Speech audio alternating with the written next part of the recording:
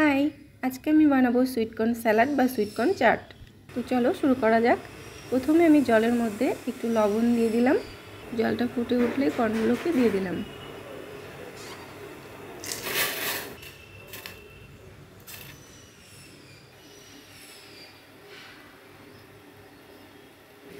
বেশিক্ষণ বয়েল করা লাগবে না, কালারটা যখনই এরকম চেঞ্জ হয়ে আসবে তখনই নামিয়ে নেব।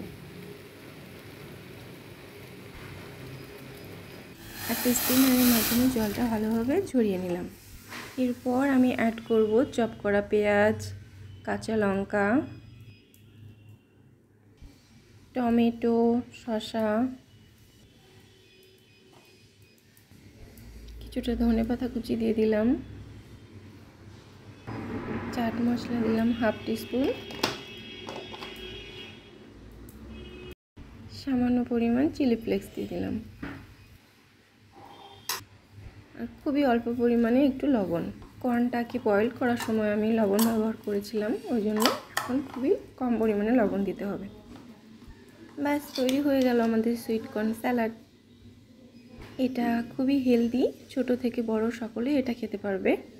ভালো লাগলে একটা লাইক করে দিও। টাটা।